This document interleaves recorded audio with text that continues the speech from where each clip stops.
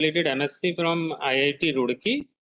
He has also worked as a visiting professor at Friedrich Alexander University in Erlangen, Nuremberg, Germany.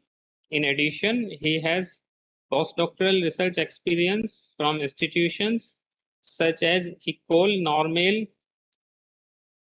Supérieure ENS in Paris, France, and also at TFR Center in Bangalore and at McMaster University in Canada. Professor Vivek research is basically focusing on numerical analysis and computation, hyperbolic conversion laws, and singularly perturbed problems. He has published more than 40 research papers in International Journal of Repute, as well as he has attended many conferences and presented the talks in many conferences, workshops, and other symposia. So with this brief introduction to Professor Vivek Kumar, I request Professor Kumar to kindly start his lecture. He may share his slides and then he may start his lecture. Thank you. Over to you, Professor Vivek Kumar. Okay, so first of all, I would like to thank Professor Rahul, Professor Vikas for inviting me and giving this opportunity to interact with you. So I just start with the first, I will share the slides.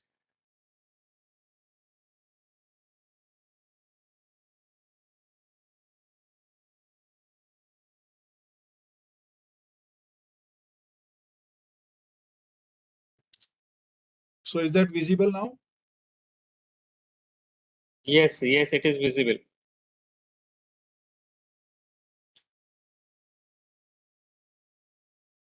Yes, Professor Vivek, it is visible. Just it is.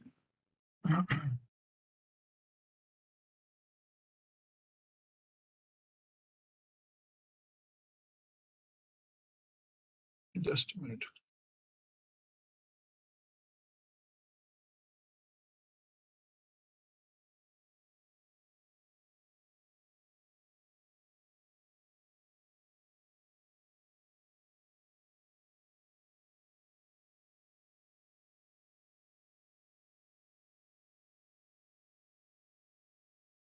Okay, so now today I'm going to talk about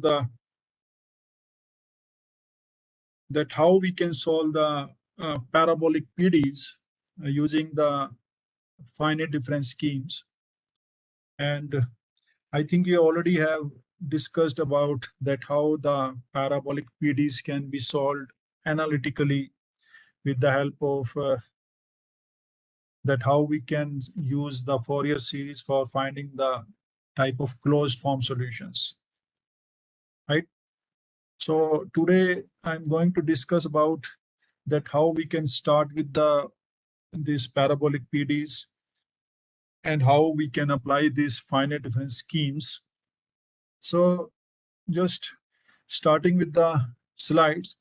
So before that, I just give you the brief that how we generally proceed for solving parabolic PDEs. But the question is that what do you mean by the parabolic PDEs? And so as we already know that we can classify the PDEs into three different categories. So one of them is a parabolic PDEs.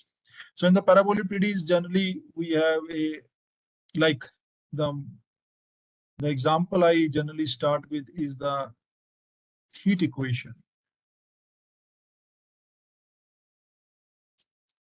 So heat equation is basically we have some U that is a function of X and T. So U may be the temperature you can take. And then suppose I have a small rod.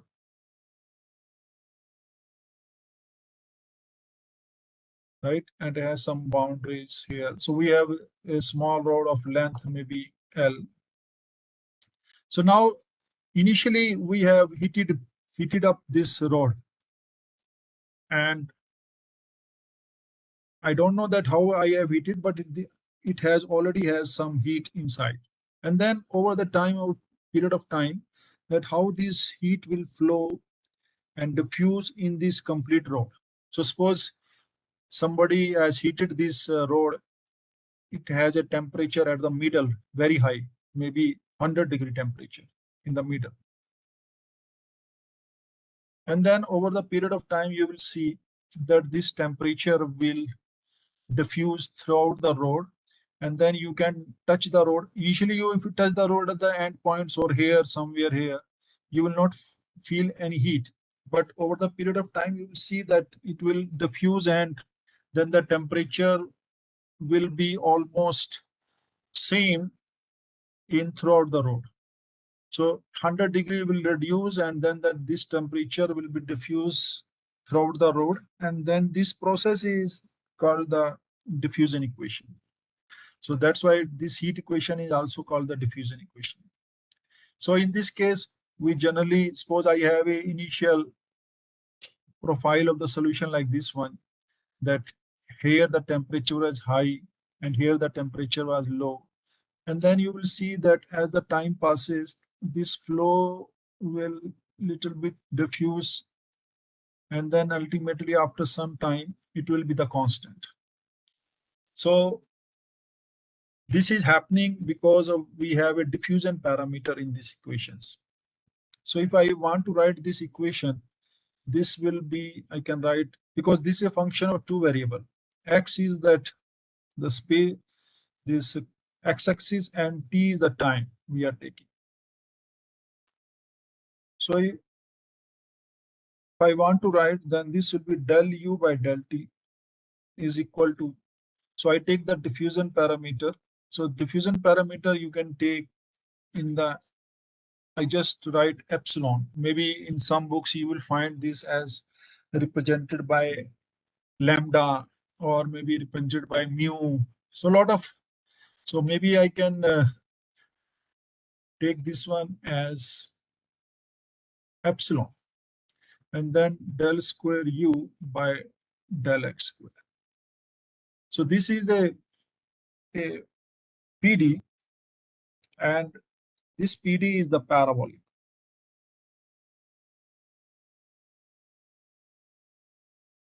So parabolic PD, then now we have a variable in t and we have a in x. So you just see that we have a second derivative in x and the first derivative in t. So then for these equations to be well posed, we need to apply initial condition and the boundary condition.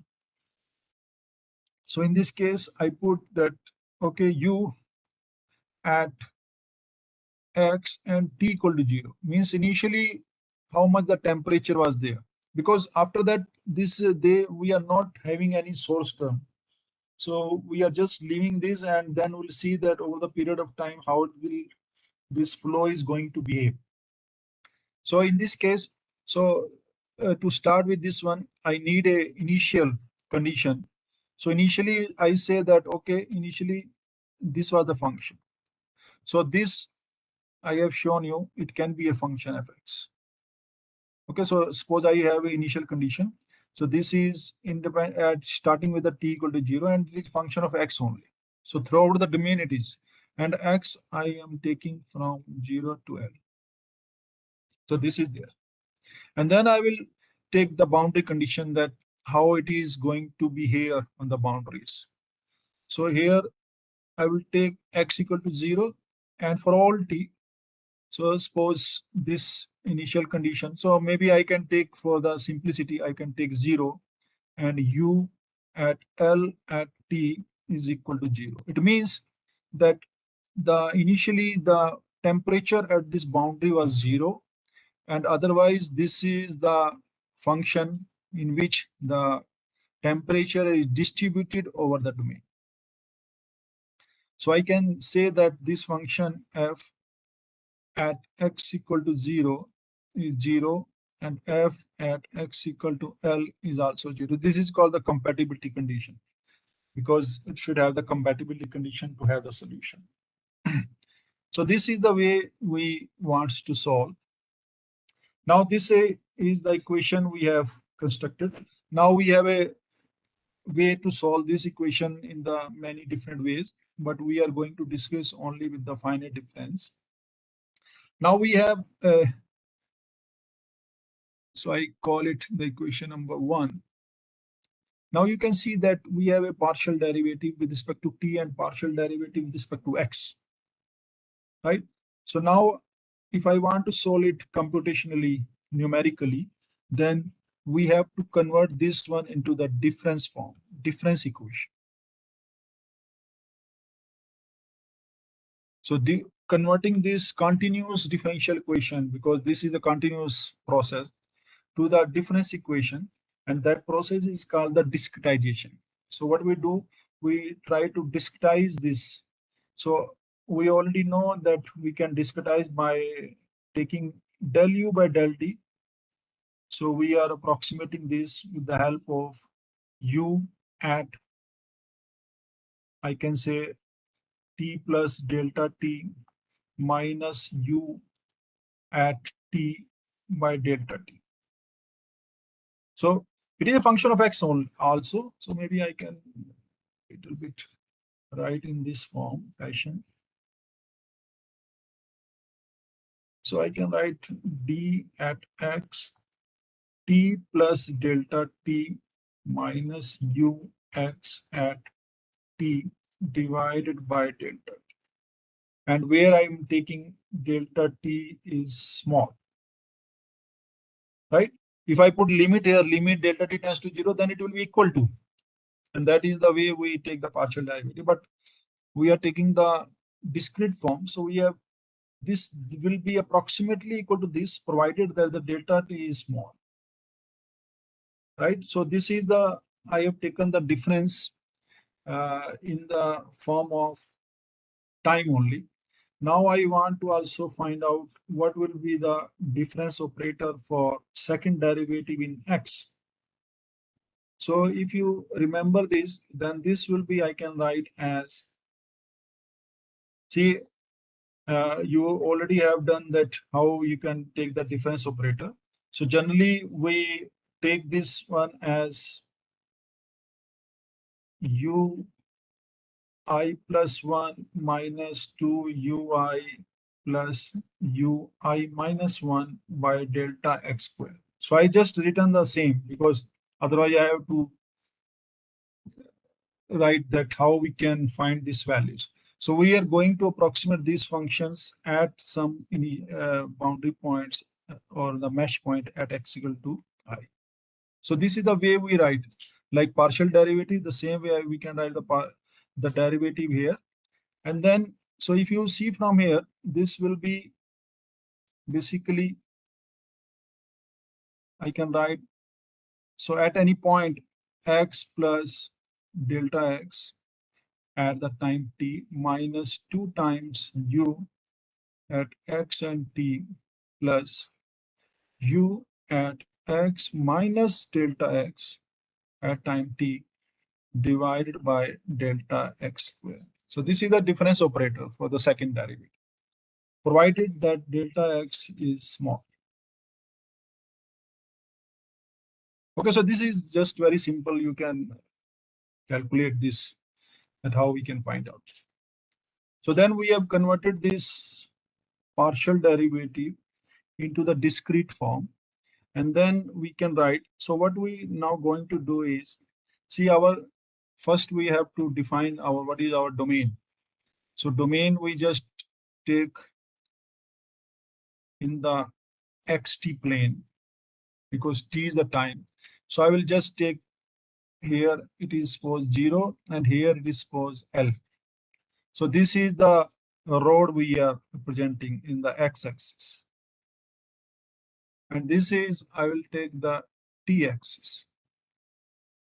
So this is the time with the one step, another, another, another.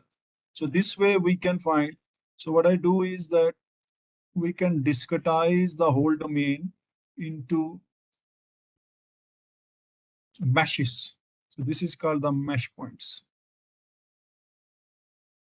Because we cannot find If we take for all values, then it would be continuous, but we have discretized these values. So we are taking the uniform. So this is called the meshes.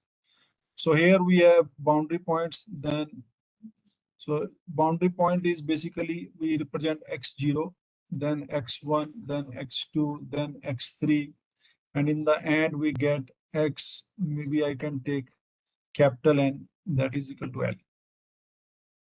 And this is the at time t equal to 0, because this is just x-axis. So this will be at time t1, time t2, time t3, time t4, like this one. So the time will march in this direction.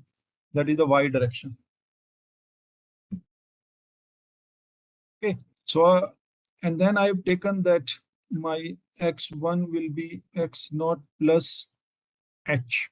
So we are taking h, or I will take, better to take delta x. So small increment in x. I will take t1 as t0 plus delta t. So t0 is basically 0, so it is delta t. Then we can have x2, that is x1 plus delta x. Then we have t2, that is t1 plus delta t. So this way we are marching toward the x-axis and toward the, so x-axis is the complete mesh we'll take, and then we'll want to see that whatever the solution was initially at this point, I will show it by red. So initially we have some solution at this point, that is our fx. Then how it will be at this time?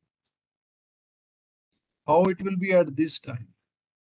How it will be at this time? So this way we want to find out the solution. Solution means the temperature, that how it is going to diffuse, right? And this is happening because the parameter we have taken here is this one. So that is the, we call it diffusion parameter.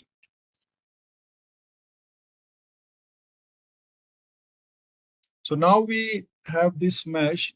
So now what we do is that now we try to make or convert this our equation into the discrete form.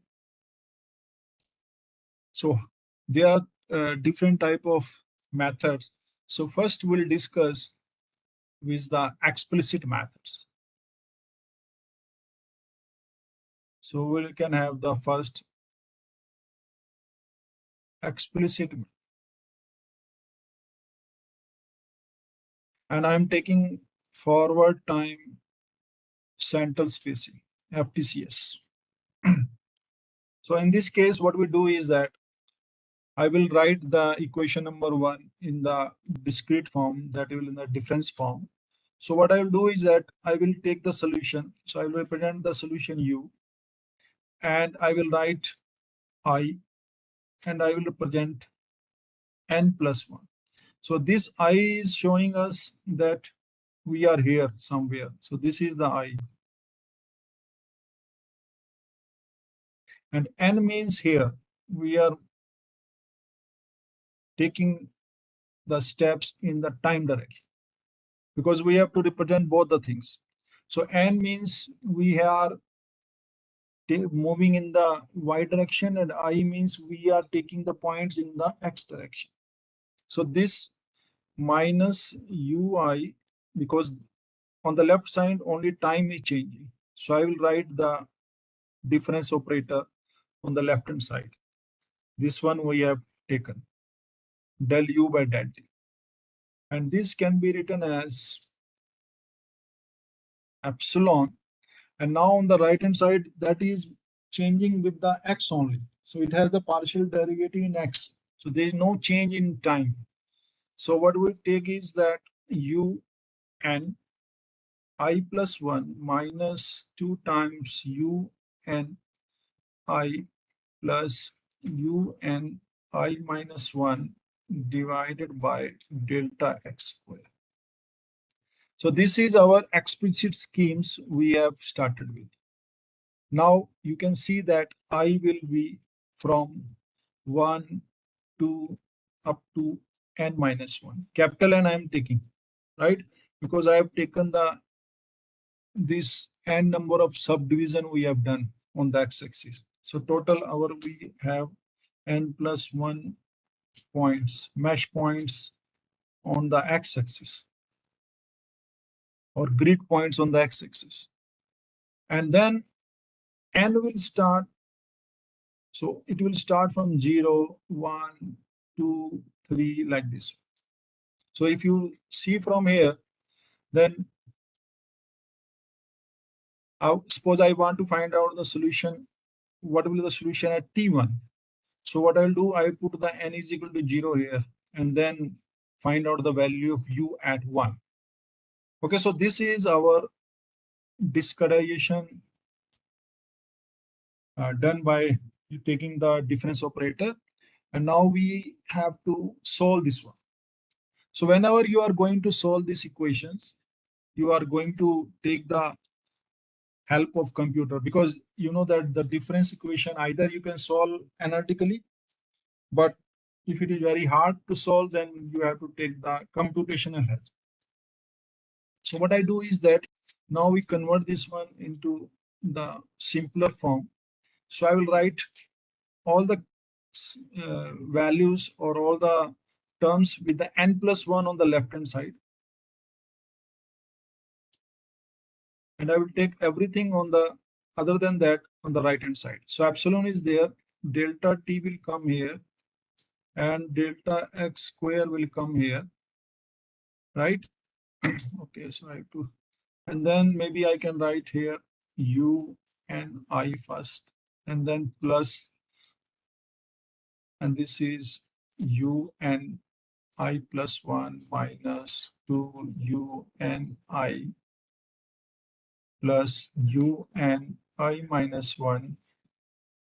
This is what we get.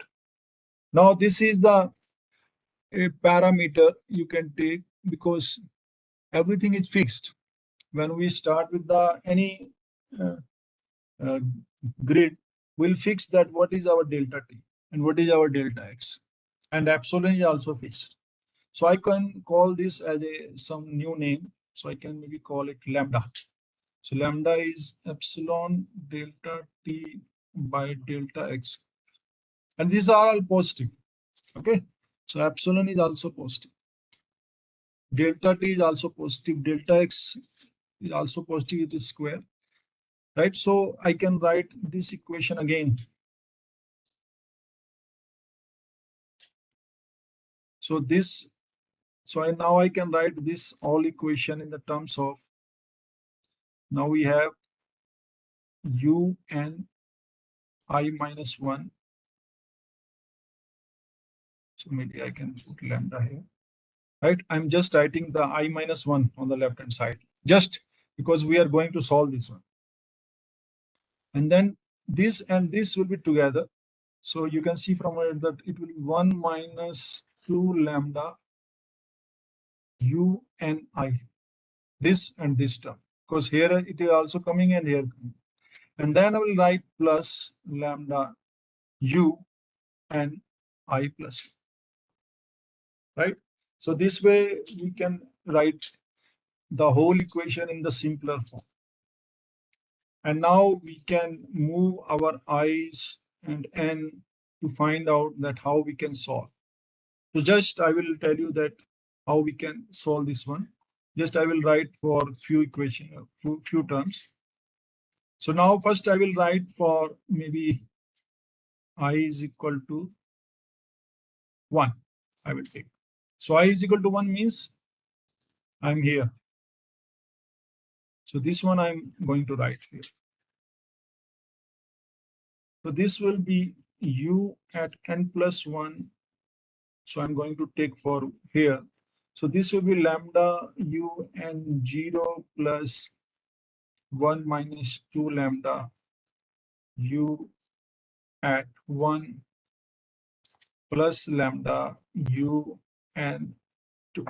So now you can see I want to find, and suppose I take n is equal to 0.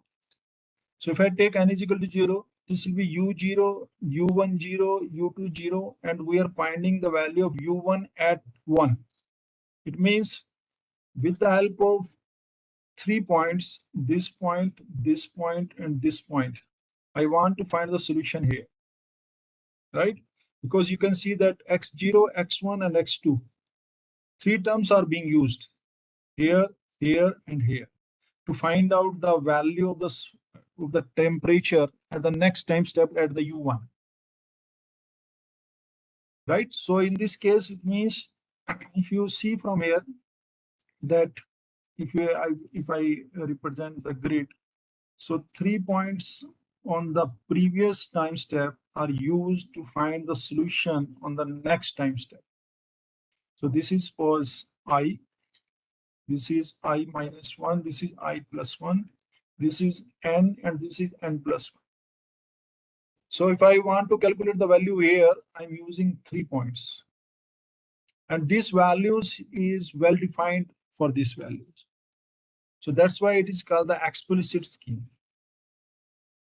That explicitly you are able to find the solution at the next time step when the values at the previous time steps is known to me.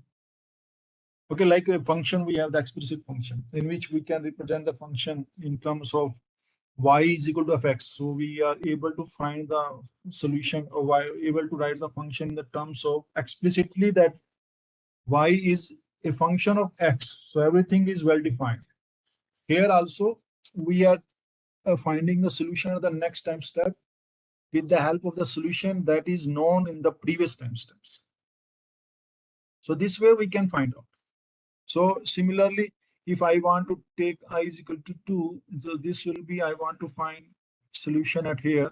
So that will be lambda u1 plus 1 minus 2 lambda u2n plus lambda u3n, right? The same way I can write, and I can go up to I is equal to maybe. So basically what we that we already know the solution at the boundaries. You can see from here that boundary condition we have defined is this one. It means for all time, the value of the solution at 0 and the boundary L will be 0. So there is no problem here. So what we do that we generally want to find out the solution at the interior points.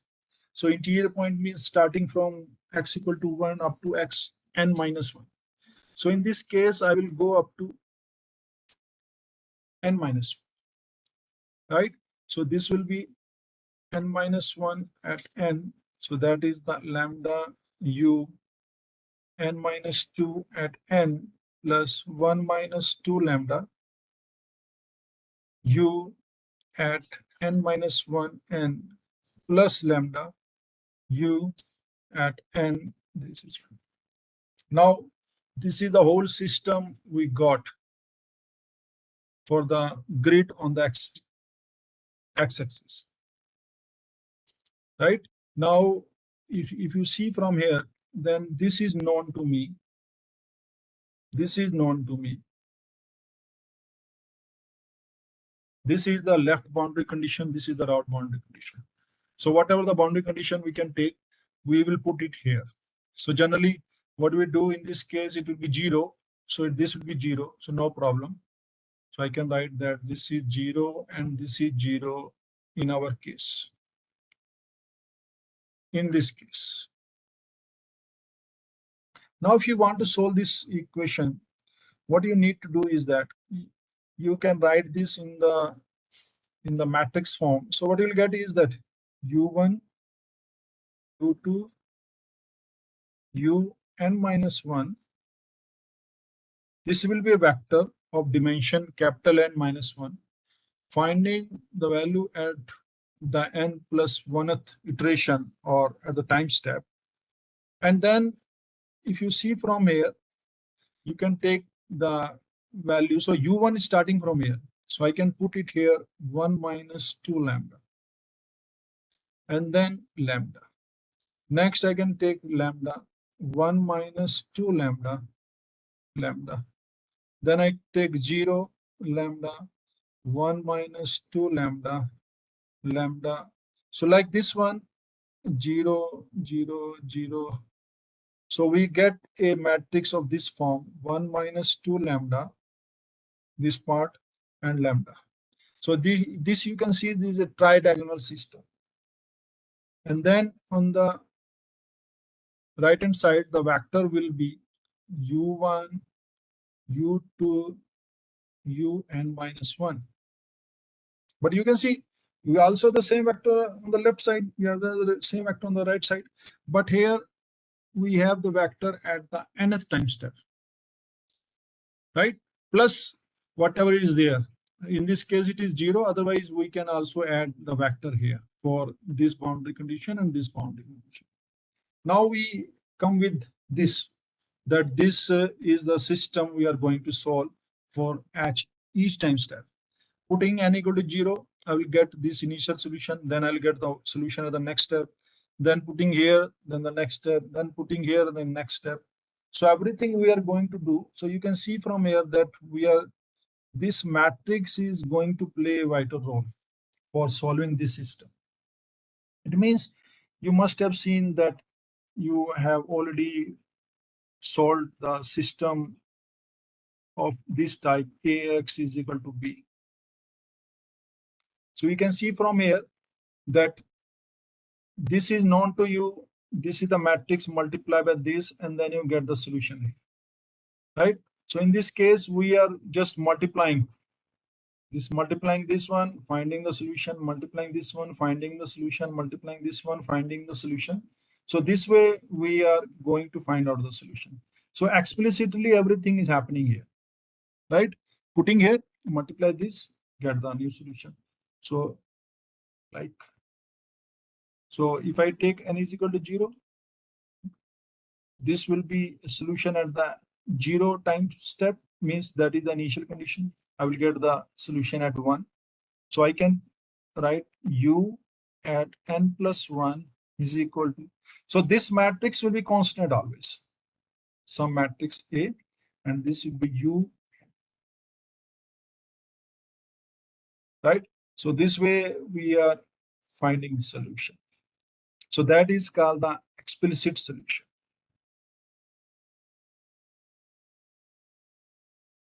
This is the, like we have methods here.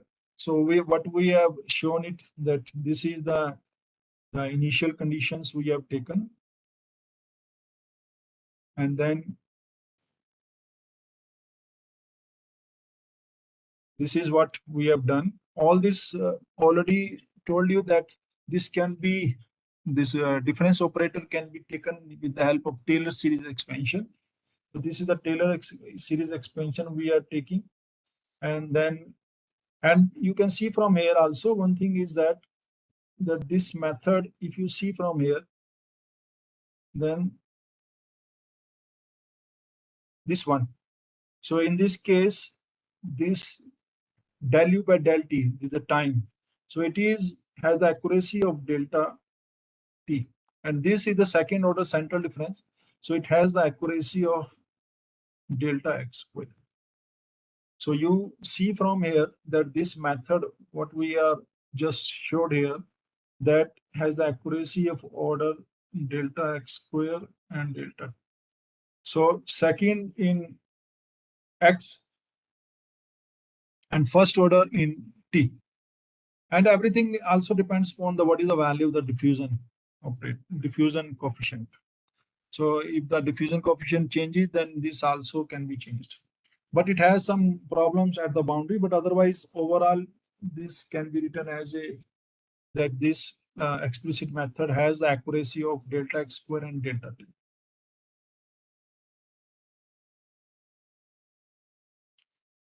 So this is now whatever I have told you. So this is what we have done. And then we have explicit scheme we have. So R is, so I represented by the lambda, you can also represent by R. You can represent by the mu here, the diffusion operator.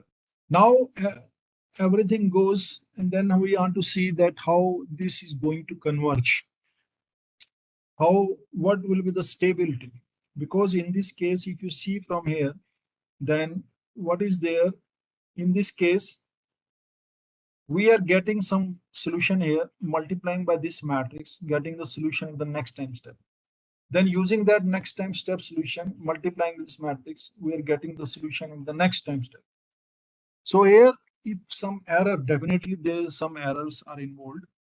So if some errors will be there, then we want to see whether this error is going to be stabilized or not. Stabilize means whether this error is going to be decreasing as the iteration are increasing, or it is going to be unbounded increasing as we are going. So that comes under the category of stability.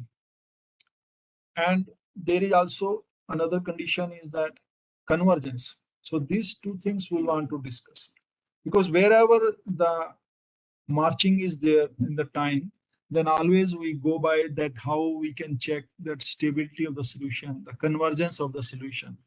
Convergence means, as you know, that we have converted this one from differential equation to the difference equation. So we want to see that whether I choose delta x and delta t. See, you can choose. So just I will tell you that how convergence is the meaning for this one. So like in this case, I have chosen delta t. I have chosen delta x square. So I have chosen this delta x, right? And from there, I found one solution. U. So this is the solution I got. I just represent this by, suppose I call it maybe this one. Then I have taken another delta t, another delta x. I got the another solution, reducing this delta t. Then I again reduce delta t and delta x. Or delta t is no problem, but then we got the another solution, right? So we getting the different solutions. And now we want to see that if we try to make tends to 0, then whether this solutions is going to converge to the analytical,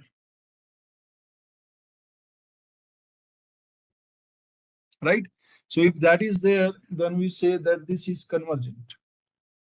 The solution, the scheme is convergent to in this case. So that is the convergence. Stability means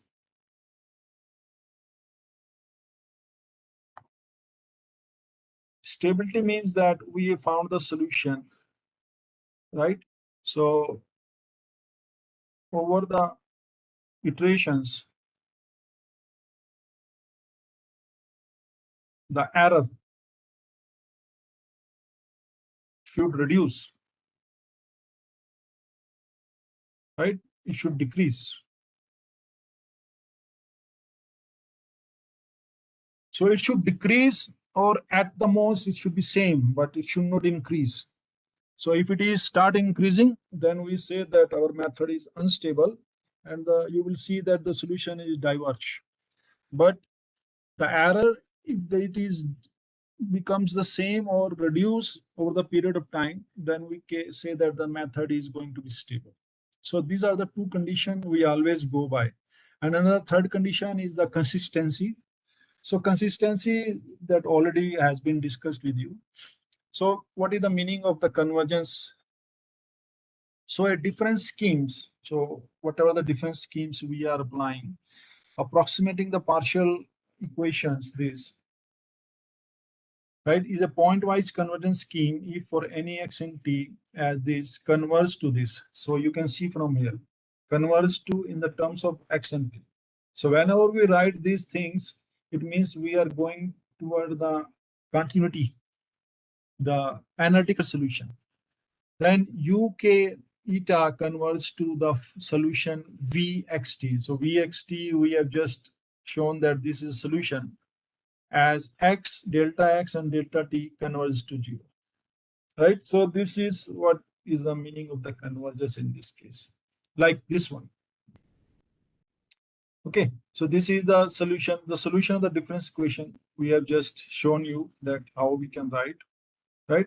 This is the initial condition we have. This is the lambda we represented. So it is represented with the R. Then we found that what is the condition. We will show you that how we can find. So we'll show that if our this lambda, you can see. So if I write the lambda is having some condition on, so this is condition that lambda should be always greater than equal to 0. That is positive, but should be less than equal to half. So in that case, we say that the solution will converge pointwise to the solution of the initial value problem, right? So this will converge. So for example, we can take this example. So instead of epsilon, you can take the mu also, and then we get these values.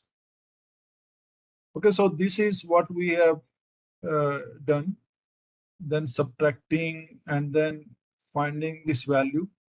And so these things we can do with the help of, there is a very famous mathematician who has shown that how we can find out the stability of the linear equation. That is, we are talking about only the linear equation, not the non-linear equation, and that is called that is the name von Neumann stability condition.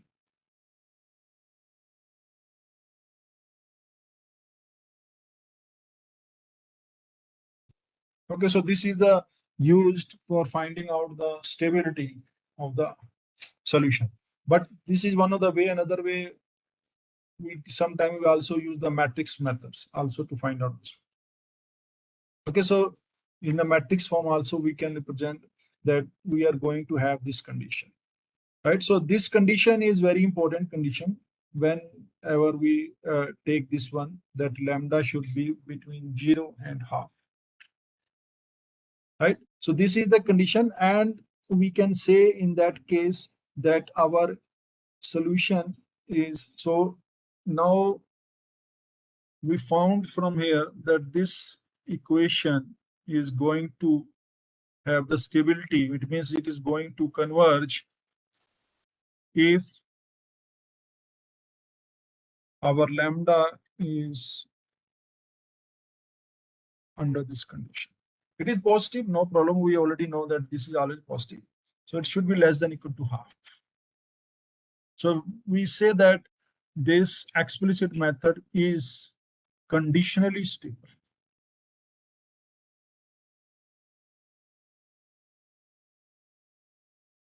And what is the condition? Condition is this one. So this is, if there is a condition, then only we can say that this will give you the solution. Otherwise, okay, so von Neumann stability gives you that how we can find out the condition under which this is going to have the solution. Okay, so now how we can proceed with this one. So this is just, I will tell you that how we can proceed in the von Neumann stability. So von Neumann stability says that let our solution is, so let us consider that our solution, right, at any ith step, and so maybe I can take is, because so n I can just take.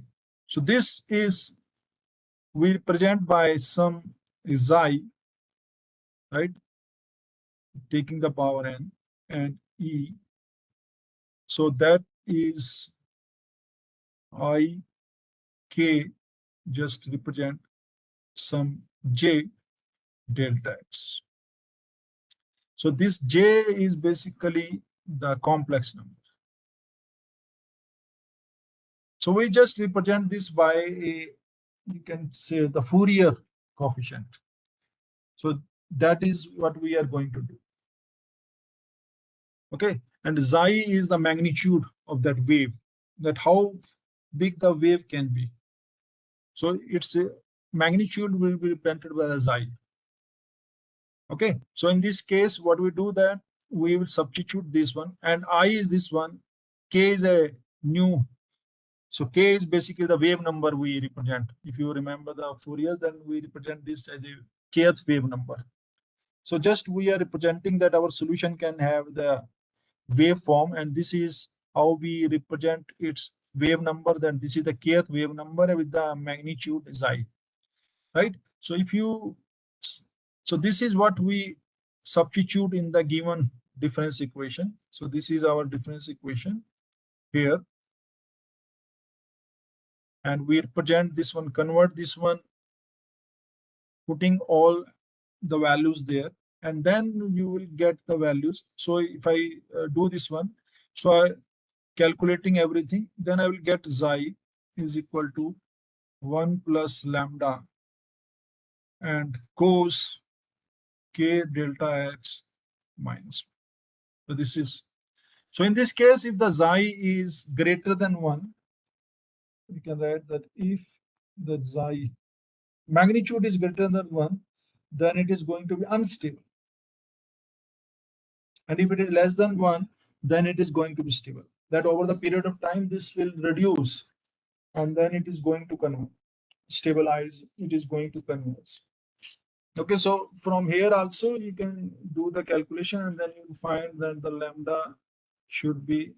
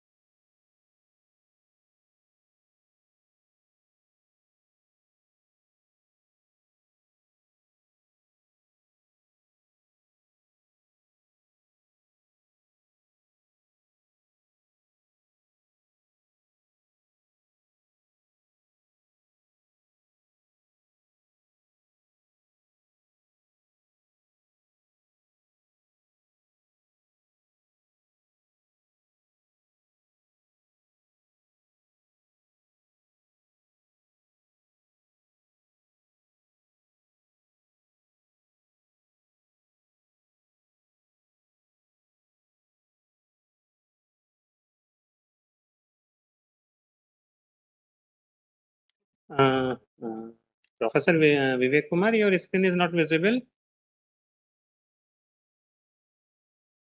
Participants, can you see the screen of Professor Vivek Kumar? Is it visible to you?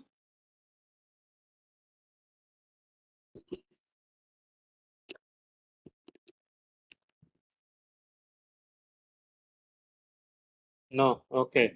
Okay. It may be due to the connection problem. Let me check with the Professor Vivek Kumar.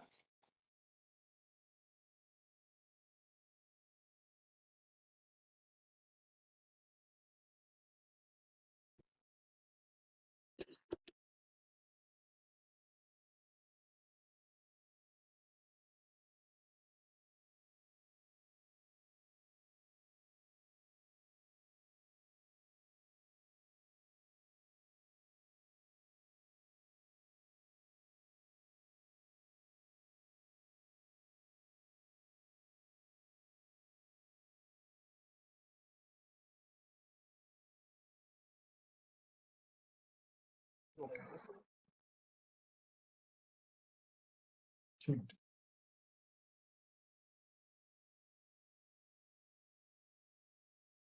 Yeah, it is audible now.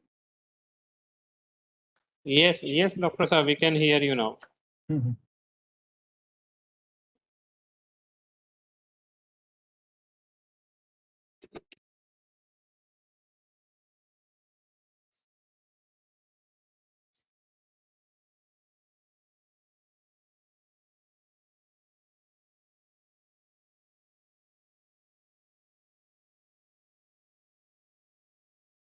Okay, so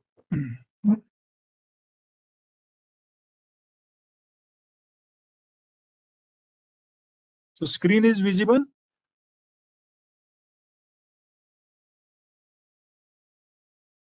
Yes, no, Dr. Saab, your screen is not visible. Not visible. Just a minute.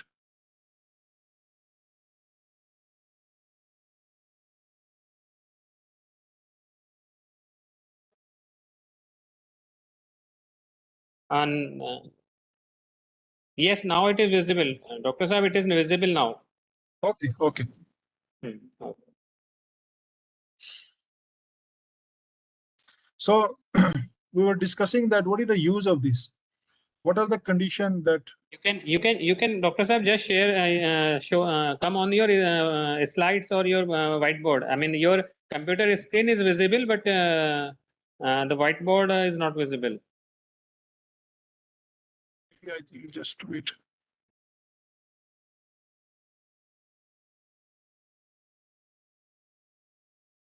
I mean, you can share entire screen. Then whatever you will take on the laptop, yeah, now it is visible. Yes, Okay. yes. Okay. So then we're discussing that what is the use of this condition. So we know that the lambda is this one. Epsilon is a parameter we already have. So suppose I take the epsilon value. So that is maybe I can take just, for example, I take epsilon is equal to 1. Then the lambda will be delta t by delta x square. And I found that this should be less than equal to half. Only then we are going to have that stability with our explicit scheme. But the question is that what is the use? How I can use this? So I can use this one as delta t should be equal to delta x square by half. This is. It means that if I choose delta x, because that is in my hand. So suppose I have chosen delta x is equal to maybe 0.1, maybe.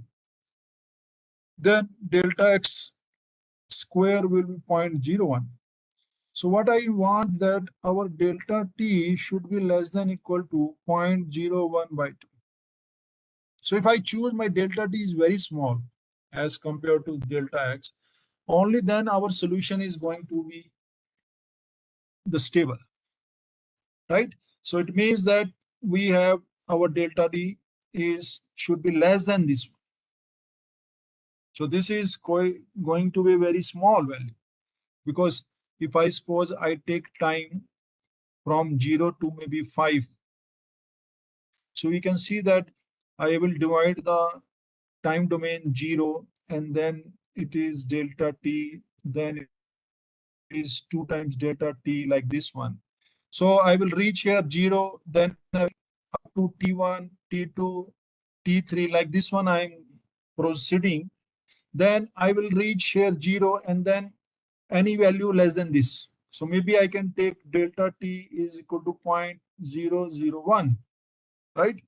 So this one I can choose. Or maybe I can choose 0.05. So less than, maybe I can choose 4, or like this one. So you can see from here that to reach up to 5, how many times I have to iterate my solutions, my system.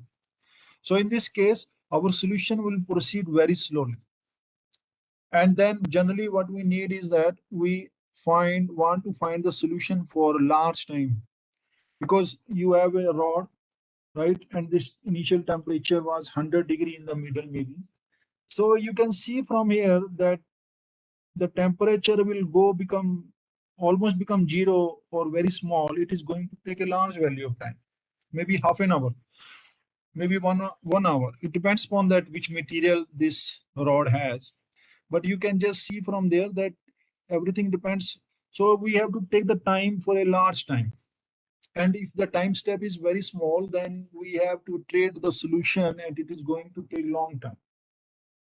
But stability, if you want to find out, then you have to cope up with all these things, because there is no other way, right?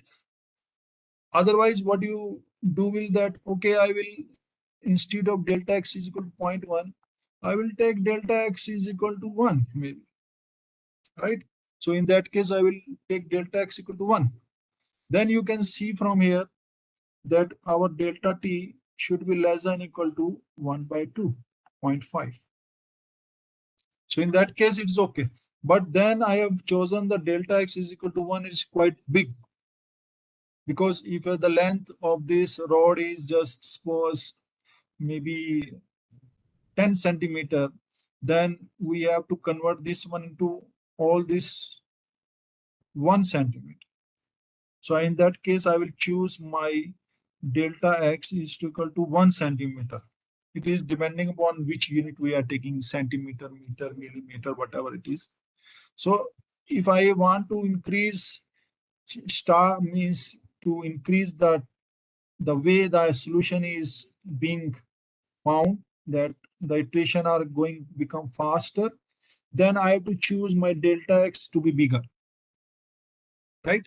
So that's why it is called the conditional stable. So these schemes are conditionally stable. I have to take this value, then putting the condition, and then we are going to find out that we are going to have the solution. That solution is a stable solution.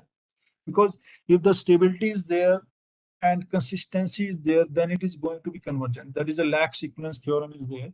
So, and if the consistency is there, convergence is there, then it is going to be stable. So this is called the explicit scheme, and explicit schemes always have some conditional things so that we can have the stability in the solution, right? So this way we have to find out. Now what is the way we can avoid these conditions? So for this one, we can go by some other methods, and those methods are called the implicit methods. So what do you mean by the implicit in this case? Like we also know that implicit functions are there, right?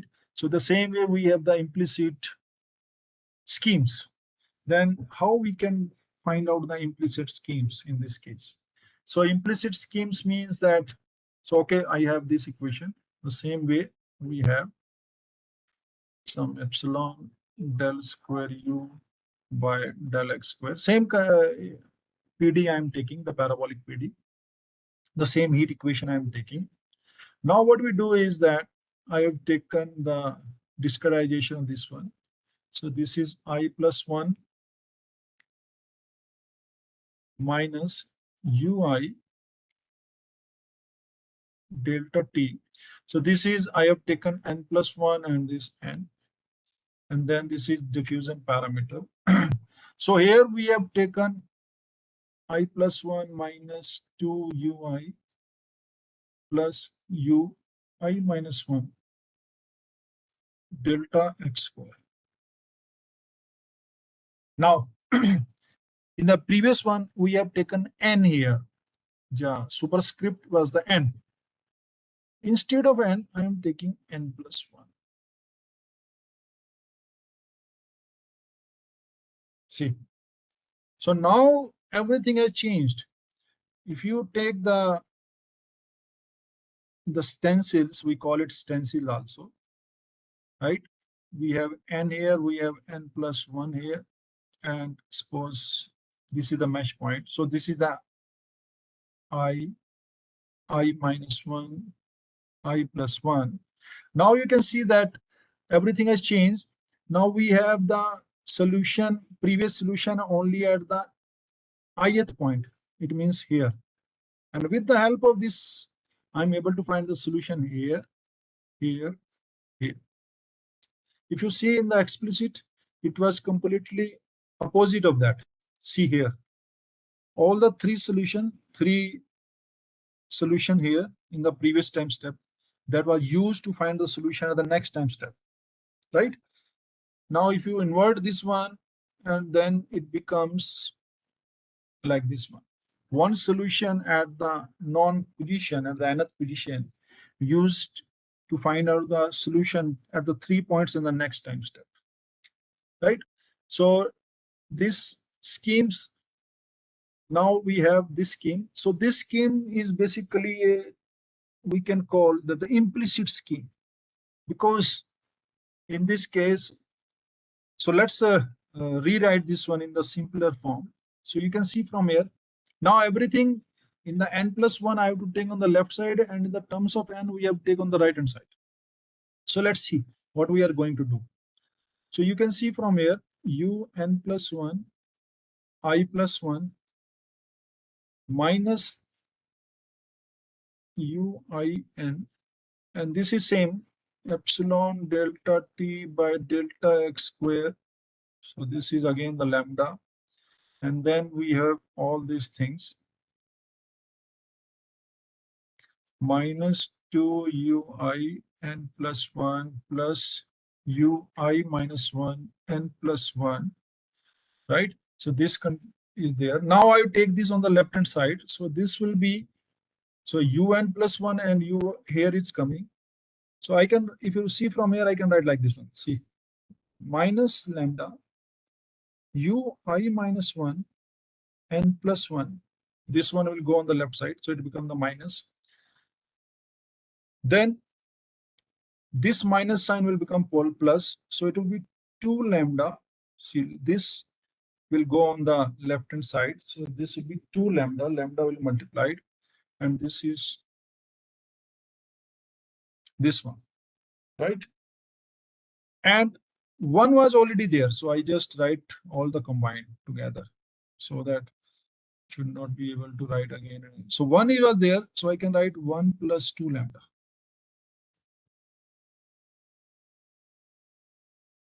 What is happened? Okay. This is I. It should not be I plus 1. Okay, be careful. And then again minus lambda u I plus 1 n plus 1. So this one I am taking on the left side. Okay, so everything I have taken on the left side, and u n I on the right hand side, this part. So this one I will take on the right hand side. So you can see from here, I get this value. Okay, so I think this is right. What we have done is 2 lambda minus 2 lambda, 1 plus 2 lambda, minus lambda, and this one. Yeah. So it seems everything is fine now. Now you can see from here. So on the right hand side, only one value is there that is being used to find out the 3 values at the n plus 1th step, next step. So this scheme is called the implicit scheme.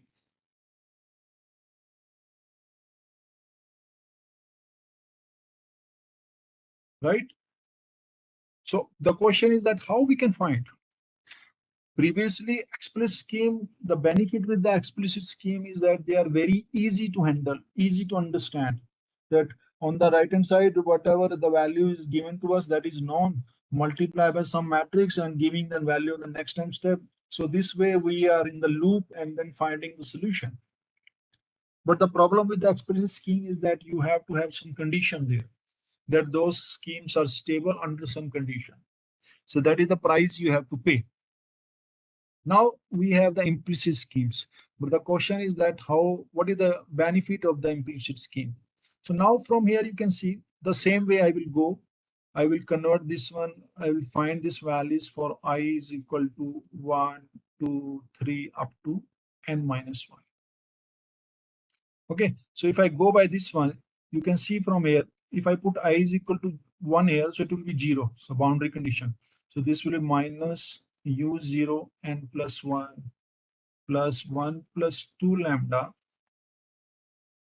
u1 n plus 1 minus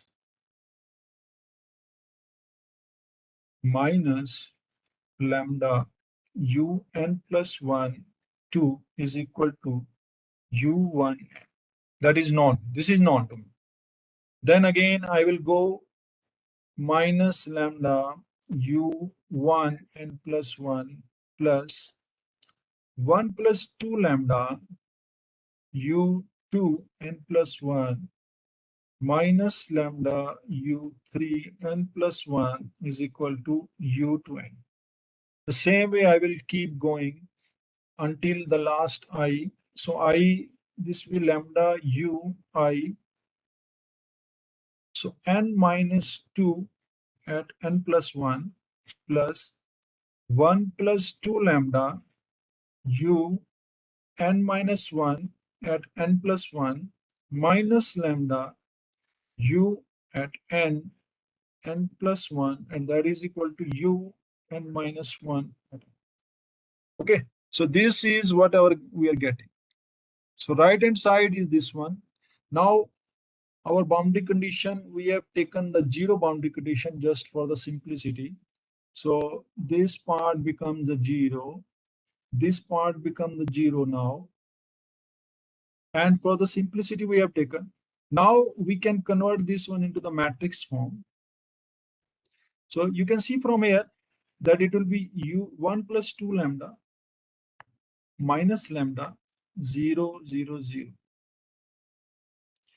Then minus lambda 1 plus 2 lambda minus lambda 0. Then it is 0 minus lambda 1 plus 2 lambda minus lambda, and keep going like this one. And ultimately in the last we have 1 plus 2 lambda minus lambda. This is u1, u2, un minus 1 at the n plus 1 step is equal to u1, u2, un minus 1 at the nth step. See, this is what we are able to write for the whole system, right? Now the question is that how we can solve. Now you can see from here, this is, I can call this is unknown. This is known. And this is the matrix. So you can see from here, then now this has become a system equation. Ax is equal to some b. Right? This is known, this is the matrix, this is the x we are going to find out, because we have to find this one. Now the question is that how we can solve this system. See, and I want the unique solution. I don't want that the solution will be infinite, and if I solve this one today in one computer, I get the solution. If I solve the same thing in the another computer, I can have another solution. So I want the unique solution. Then if I want this unique solution, I should have that, okay, our matrix, if the matrix A is non-singular, then I can take the inverse and I can find the solution. That will be the unique solution. But finding that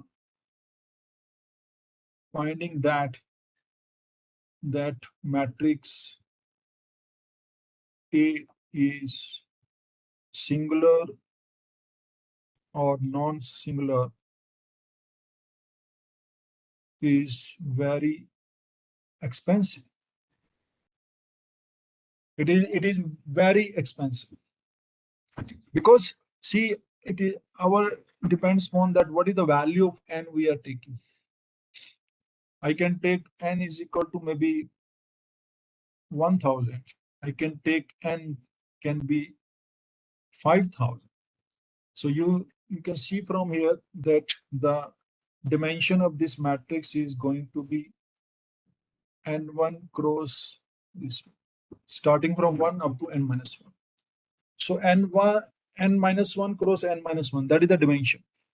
Or even we have a large systems. So for this one, I can take maybe the 10,000 or maybe 1 lakh. Everything depends on how big system we are solving. And this is a one dimensional. The same way we can go for the 2 dimension. We can go for the 3 dimension also. Right? So the finding the way we used to find that whether matrix A is going to be singular or non-singular, and suppose if it is a non-singular, then we're finding the inverse. So this is very expensive and not allowed in the numerical analysis that we can find. So the question comes that how, without doing all these things, we are able to show that this system is going to have the solution. And that is, we apply a very important method, and that is called the diagonal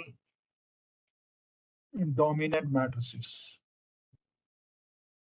So this concept we apply that, and we know that if the matrix is diagonal dominant, it is strictly diagonal dominant, then we're going to have that the matrix is invertible, and then we can have the unique solution. So diagonal dominant matrix means that if you don't know what the diagonal dominant, then just for the briefing, I'm saying that we want to find out that our matrix should be diagonal dominant. If suppose I have a matrix A in this form, like A11, A12 up to A1n, A21, A22, A2n, like this one, it is general matrix I'm taking, ANN, and this type of concept are used for stability also many times. So if I found that A11, the value of this magnitude, in magnitude definitely, is greater than equal to the remaining values A12 plus A13 plus A1. Similarly, the next diagonal element A22 in magnitude is greater than A21 plus A23 plus A2n, and similarly I can go up to ANN, right?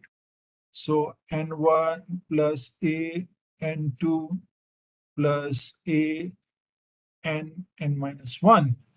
So if that is there, then it is called the diagonal dominant matrix, right? So if this condition is clear, satisfied, then it's called the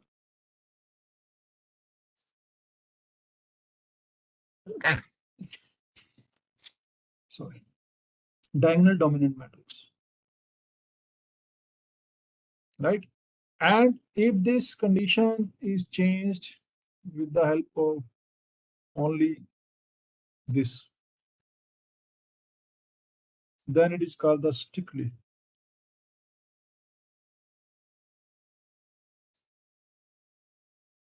diagonal dominant. Then it will be strictly diagonal dominant. So if this condition is there, then we can find out. So our condition is that if the matrix is strictly diagonal dominant, then it is going to be invertible. That you can prove very easily. Okay? So that is what we are not going to do here. So from here you can see from that. So if this is my matrix, then the diagonal element, the first is 1 plus 2 lambda. So it is positive. Definitely it is greater than minus lambda mod. So it is true, right?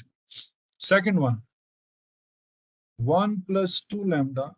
So this is okay, is greater than minus lambda plus minus lambda. So this and this. It's true, because this is going to be 2 lambda, and this is 2 lambda plus 1. So no problem. Next is again 1 plus 2 lambda is greater than minus lambda minus lambda, because all other terms, if you see from in the same row, is 0 other than the 3, because this is a tridiagonal. So you can see from this that why the tridiagonal matrix are so important, right? So in the tridiagonal matrix, we very easily we can check that whether it is going to be diagonal dominant or not. So in this case, it is strictly diagonal dominant, because this is again 2 lambda. So now if it is strictly diagonal dominant, then from here I can see that our system, whatever the system we have written here, this, okay, So even maybe I can write this system as, so this matrix I can write as M. So I will just represent M. U at n plus 1 is equal to U at n. And this matrix is strictly diagonal dominant. Then from here, I can find the unique solution. So unique solution we can find with many ways. Okay. So I can find, maybe I can adjust for the representation this one. So that should be, actually we also in numerically we never go for inverse, but just for the representation I'm writing. We try to solve it with the echelon form, already know, converting Gauss elimination, lots of methods, numerical methods are there. But now I'm sure that this matrix is going to be invertible, it is non-singular, and then we are going to have the unique solution from there. And this is the way we can find out the solution. So now I am able to find the solution. The thing is that in this case, that there is no condition we have that if this condition is satisfied, then only we are going to have the solution. And right, so in this case, this is always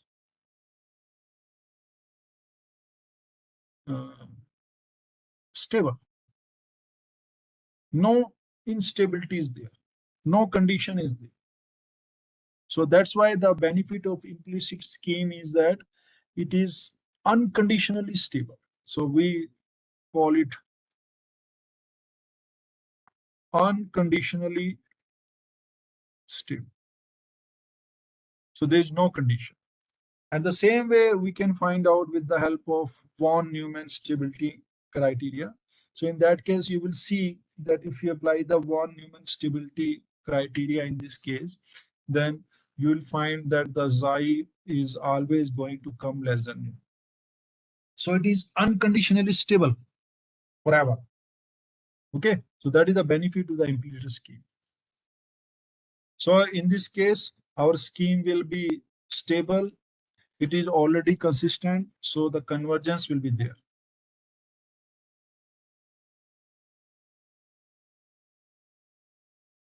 So convergent will be there. So this will be convergent. So now we have already discussed this type of things. The only thing is that how we can, once we have the stability, once we have that our scheme is convergent, then the question comes that how we can increase the order of convergence. Like I told you that in the middle it has the order of convergence that is of delta t and delta x square. This is in the middle, interior, at the interior. And at the boundary it has delta t, order of delta t, and order of delta x. So at the boundary always it reduces, but otherwise it is this. So we can have some other conditions so that that schemes are also convergent, means I can say that this is implicit, and I also want that the order of convergence is also increased. So that is our next criteria, that how we can improve our schemes. So for this one, we generally go with another important scheme, and that is called the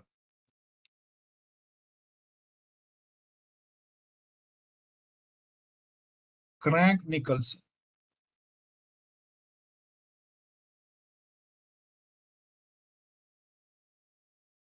scheme. So Crank-Nicolson method is high order and it is implicit, means always convergent.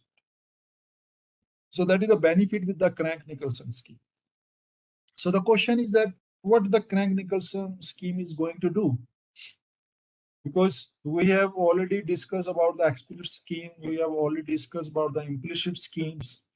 Then how we can go that the method is unconditionally stable and it is going to have a higher order also. Higher order means it is of delta t square. So that in this case, what we do is that what the Crank-Nicolson scheme suggests, that they have, like we have a scheme. So we have suppose nth time step. We have at n plus 1th time step, right? So in this case, we have 3 points, 1, 2, 3. That is I minus 1, I plus 1.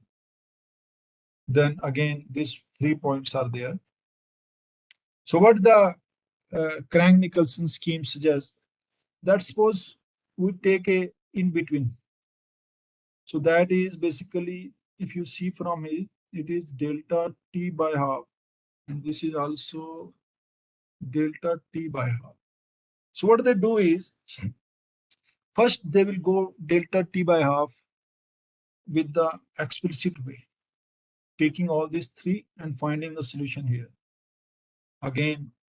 And then next half, they will go by the implicit scheme.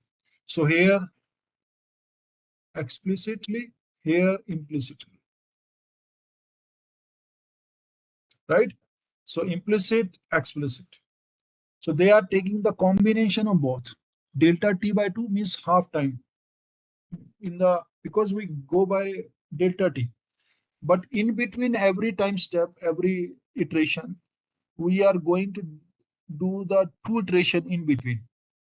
So first we'll go by the explicit delta t by 2, and then we'll go next delta t by 2 implicit. And then this combining together, taking the average, and that it becomes the Crank-Nicolson scheme. So I will just write that how it will look like. So in the Crank-Nicolson scheme, what is going to be there? So we have a step like this one.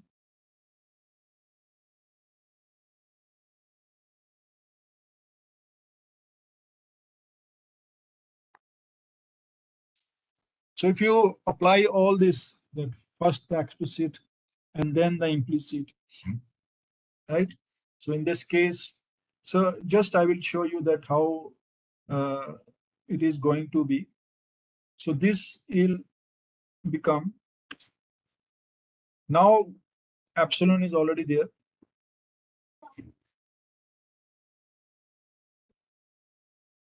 So epsilon is already there. Then see what I will do. I will write u I plus 1 minus 2 ui plus u I minus 1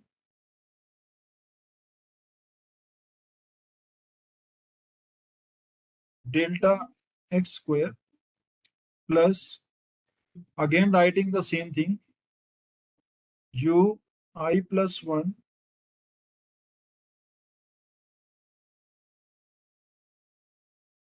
minus 2 ui plus u I minus 1 by delta x square and taking the average.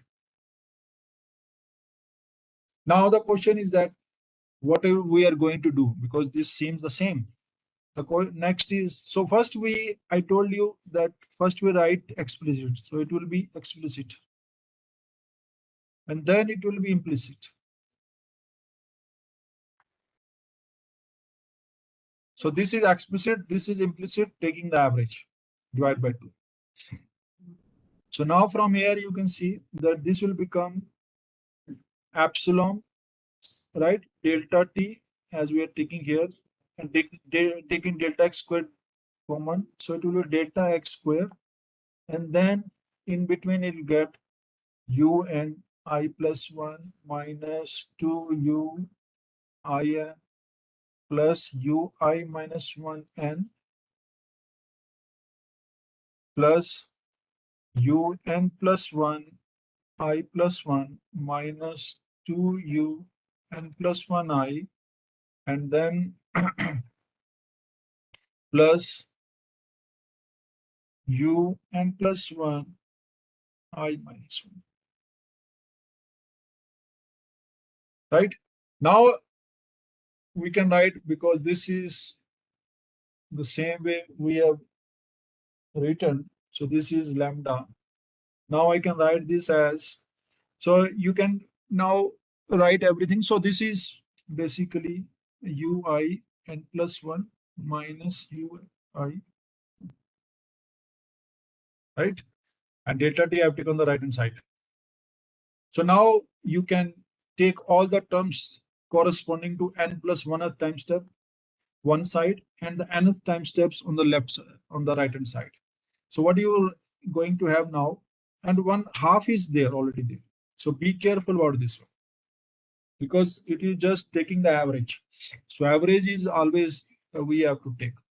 So maybe you can write this as, so I will just multiply by 2. So you can have here 2 of ui n plus 1 minus 2 of uni, and on the right hand side is lambda and everything is same, right? So now if you take this one, I will write here. So I am taking all this on the left hand side. So this will be again the same way, I plus 1, I minus 1. So it will be only lambda. So minus lambda u I minus 1, right? And this will be plus. So I will write plus. So now in this case, you can see from here, 2 is multiplied to this. Okay. And this is also coming from here. So I can write 2 plus 2 lambda ui n plus 1 minus lambda u I plus 1 n plus 1 equal to. Now these things are there, but this is also going on the left side. So now I can write that lambda u n I minus 1 minus sign is there, but 2 is also coming there. So it will be plus 2 minus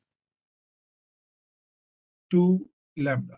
This is, and this is the lambda. So minus 2 lambda. And this is going to the right hand side. So 2 here. And this will be uni plus this lambda is multiplied because I multiply the 2. So it will be ni plus. So this is the condition we got from here. So this is ultimately we are going to have. Now there is no problem in this case because you can see from here that right hand side is this one. It is well known. Okay. So in this case, you can see from here that I can write again, this scheme will be, just I will write that how it will look like. So it will be minus lambda u0 n plus 1 plus 2 plus 2 lambda u1 n plus 1 minus lambda u2 n plus 1 is equal to lambda u0 n plus 2 minus 2 lambda u1 plus lambda u2 n. This one. So now on the left side also you are going to have the matrix. On the right hand side also you are going to have the matrix, right? So in this case you can see from here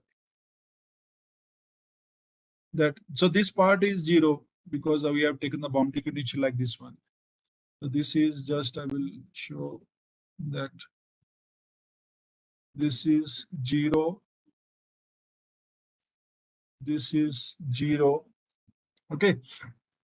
So I will, so then if you start from here, so it will be 2 plus 2 lambda minus lambda and then 0, 0,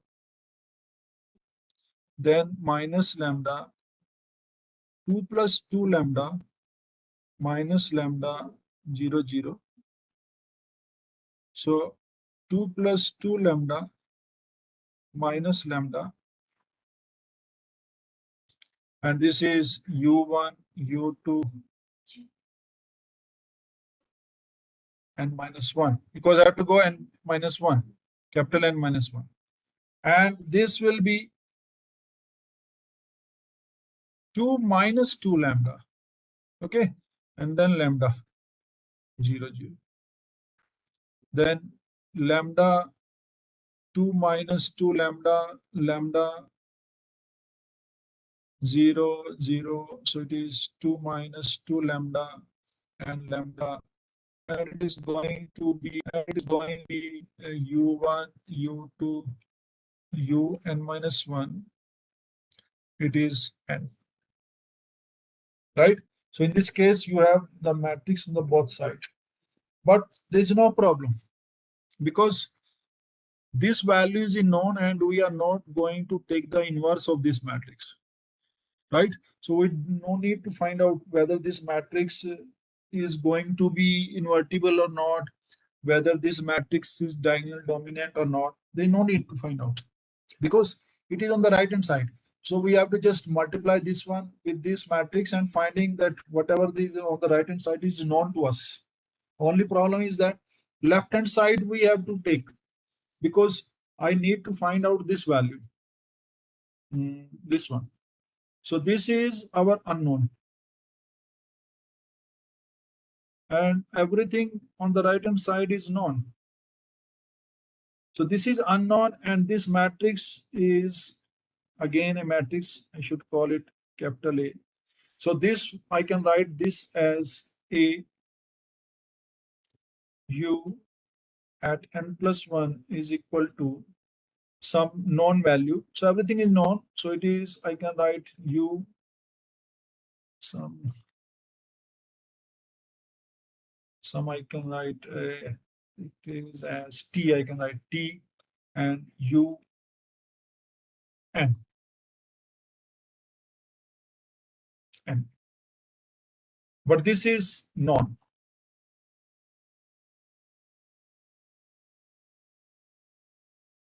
Okay, so now everything is depend that how we are able to find. So again, we can find the same way. This matrix, if you see from here, that matrix A, this matrix is going to be diagonal dominant. In fact, in this case, it is a bigger one because you can see from here that 2 plus 2 lambda is definitely greater than 2 lambda. Earlier it was 1 here, but now it is 2. So it is, in fact, I can have that more strictly diagonal dominant in this case. So in this case, you can see from here, all these things again, making it the strictly diagonal dominant. And then in this case, all our conditions are satisfied. So we can find the solution, unique solution.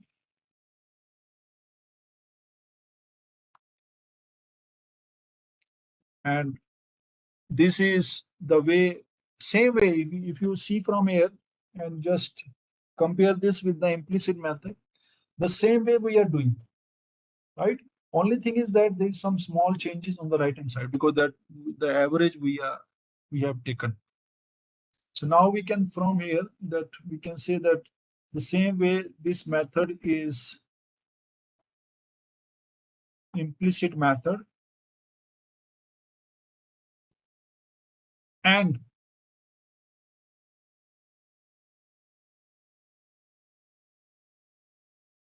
unconditionally stable and higher order.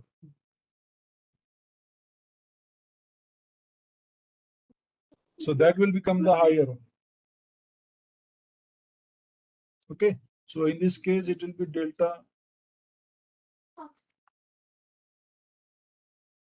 So with the help of this implicit scheme, we are able to, with the help of the Crank-Nicholson scheme, we now know that this scheme is unconditionally stable. We know that this is higher order. So the benefit with the unconditionally stable, that we are saying that again and again that the implicit is better. Now there is no problem that what is the value of delta t and delta x we are going to choose. No condition. I can choose delta t, I can choose delta x, and then based on this one, I can run my code and I will get the solution. Right? So that is the benefit of choosing that. So it is in our hand now that what is the value of delta t and delta x we are taking. But unlikely that it was in the case of explicit, there we have to follow the condition and then only then we say that our method is going to be stable. But in this case, it is going to be unconditionally stable. Every time we can choose what are the value of delta t and delta x, and then we can proceed with this one and we find the solution that is the stable solution. So that is the benefit of this one. And the stability you can all again you can find out with the von Neumann stability analysis. Just putting those values in the that Fourier we have just shown, just substituting this one, doing some calculation, and then you will be able to find that the xi in that case we have taken, that is the intensity, the magnitude, that is going to be less than 1 in that case. Okay, so in that case, this will be always unconditional. So this is basically, these are the three methods generally we take for one-dimensional parabolic. The same way we can proceed for 2D and for 3D. But in this lecture, we just discussed only the one dimension. So I think I should stop now, and if anyone has the question, we can discuss that one.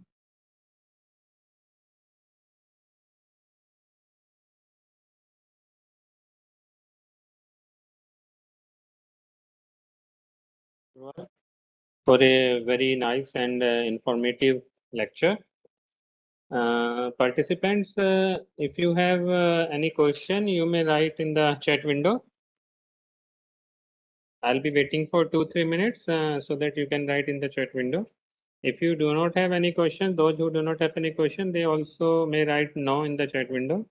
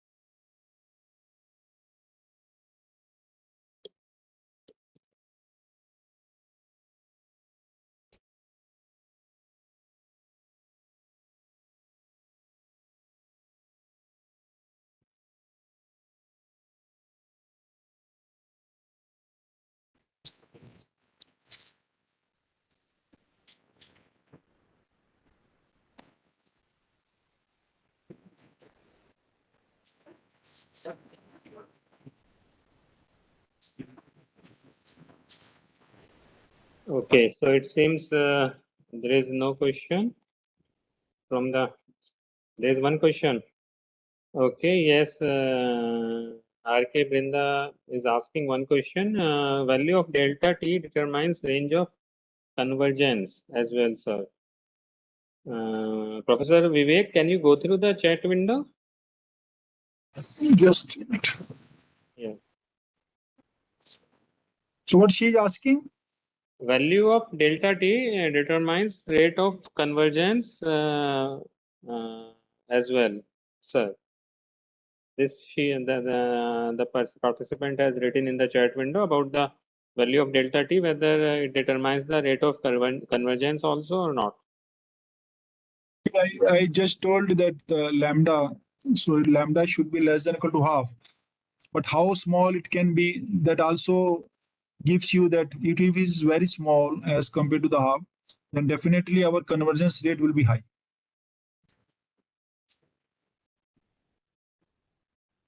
Okay, good. So if there is no more question, In case there's one question in okay sir, in case the same participant is writing okay sir, in case of any method convergence is assured. In case of any method convergence is assured. Yeah, convergence is assured only in the explicit method it is under condition, right? But if in implicit scheme, then it is because we have a lax equivalence theorem. So lax equivalence theorem says that out of three things, consistency, stability, and convergence, if we have two things in our hand, then ultimately third will be automatically will be satisfied. So if we have a consistency plus stability, then it will be convergent. So this is what we are looking for here. Implicit schemes are stable, plus consistency is already there, so it will be convergent. Okay. Thank you, Professor Vivek, for a very nice lecture. I hope that the participants they have enjoyed the lecture. They have gained the thorough knowledge about the parabolic equation in 1D, explicit and implicit finite differences schemes.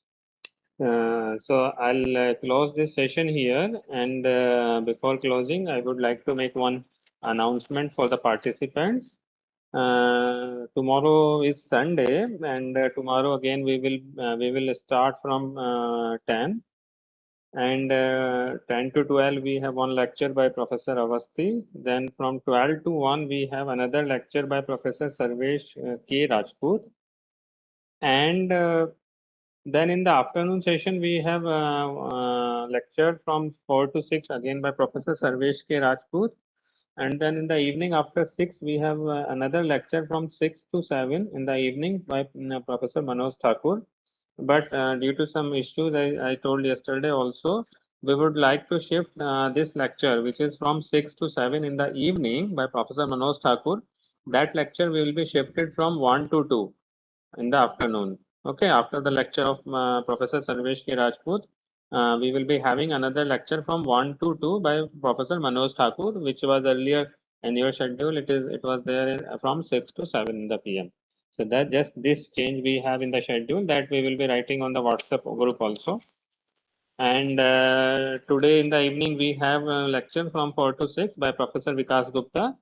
He will be teaching you about the truncation error and consistency, stability analysis, in which he will be basically talking about the matrix method and the maximum principal method. Okay. So thank you, participants. We will be meeting again today at 4 p.m. And Professor Vivek, I have one request to you as well. Yeah, please tell me. Yeah, as a it's a policy by this AICT Academy. We will be sharing the PPTs of your lecture as well as this YouTube recording of this lecture with the participants. So, like this lecture has already been recorded through WebEx platform, and that it will be broadcasted on the YouTube channel of AICT Academy for the only for those participants who have registered for this course. So participants, the recording would be available at the end of the day, at the end of each day on the Canvas platform. Those who have missed some part of the lecture or those who have missed the entire lecture, they may again take the lecture by the recording, by seeing the recording. Professor Vivek Kumar, though you have already, although you have taken the lectures on the soft board, the whiteboard, but if you would like to share any material or any PPT or anything with the participants, you may send me the PDF version of those materials on my email, so that I'll be sharing with the participants through this Canvas platform. Yes, sure. Yeah. Okay. Yeah. So now I can close this session. Thank you once again. Thank you, Professor Vivek.